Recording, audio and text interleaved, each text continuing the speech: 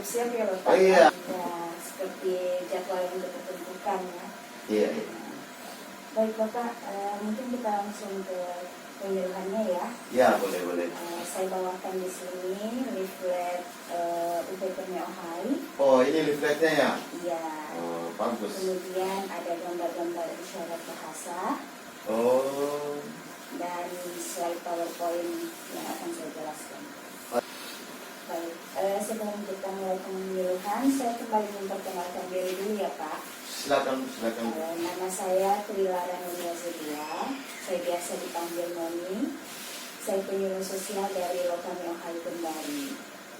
Ya, tujuan saya melakukan penyuluhan ini adalah untuk memberikan pengenalan kepada orang tua mengenai penyandang disabilitas sensorik tunawicara. Oh iya.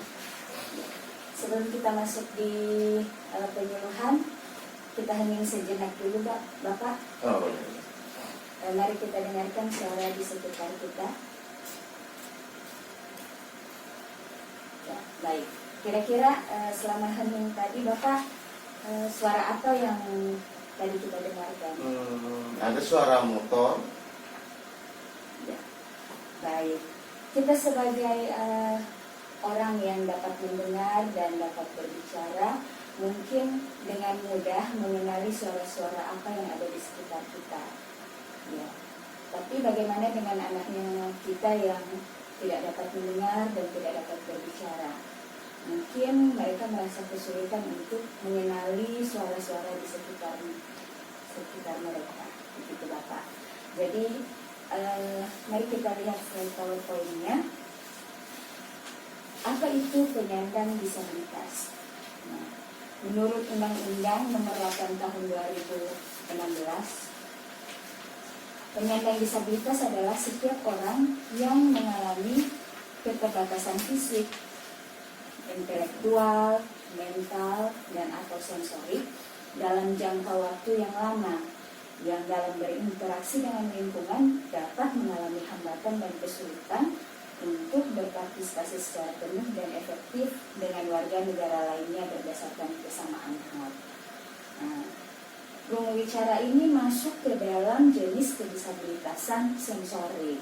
Karena mereka mengalami keterbatasan dalam hal pendengaran dan dalam hal berbicara. Kemudian kenapa disabilitas sensorik tunawicara itu terjadi? Gitu. Ya, kira-kira menurut Bapak anak kita ini dari lahir atau dari kapan Bapak penyebab kedisabilitasannya? Kayak sepertinya dia pernah jatuh, Bu. Dari lahir. Iya, jadi penyebab kedisabilitasan itu ada 3 macam Bapak. Ada sebelum lahir, ada saat lahir, dan ada pada saat setelah lahir. Nah, sebelum lahir itu berdasarkan dari keturunan atau genetik. Jadi bisa dari keturunan sebelumnya atau dari tahun-tahun sebelumnya dari kakek neneknya bisa turun ke pada si anak. Kemudian yang kedua, pada saat lahir ketika anak mengalami demam tinggi atau mengalami herpes simplex, begitu Bapak. Kemudian setelah lahir itu tentunya penyakit, kecelakaan, pada saat dia jatuh. Oh ya, seperti tadi ya.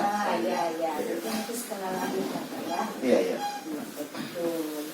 Nah, respon Bapak dan Ibu ketika mengetahui anaknya tidak dapat berkomunikasi dengan baik, bagaimana responnya Bapak? Ya, panik lah sudah pasti ya, panik dan khawatir juga sudah. Dan kemudian kami harus bawa ke dokter juga. Iya. Berarti Bapak dan Ibu memiliki perjuangan untuk anak kita ini untuk memperoleh hak hidup ya Bapak? Iya.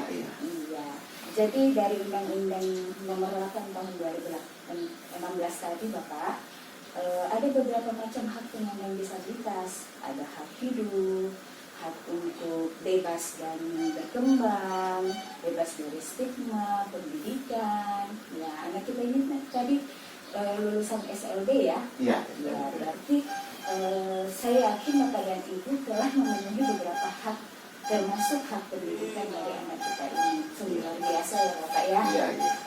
Ya. Kemudian ada beberapa cara berkomunikasi dengan penyandang disabilitas tunawicara Bapak. Yang pertama itu adalah bicaralah dengan berhadapan langsung seperti kita ini, bertatap muka. Kemudian yang kedua, berbicaralah dengan jelas. Kemudian perlahan-lahan tetapi secara alami, bukan juga Bapak. Ya, tidak boleh berteriak, ya nggak boleh menimbulkan gerakan mulut. Karena penyandang disabilitas tunawicara ini melihat gerakan mulut kita ketika berbicara. Nah, apabila kita ingin memanggil mereka, kita dapat menepuk pundak. Nah, karena mereka tidak dapat mendengar ketika tanpa ada gerakan dari kita atau dia tidak menatap kita. Jadi kalau kita dari belakang dan hendak ingin berbicara dengan mereka, maka kita tepuk pundaknya. Atau ketika jauh, kita dapat memainkan saklar lampu yang dapat menarik perhatiannya mereka. Begitu Bapak. Ya.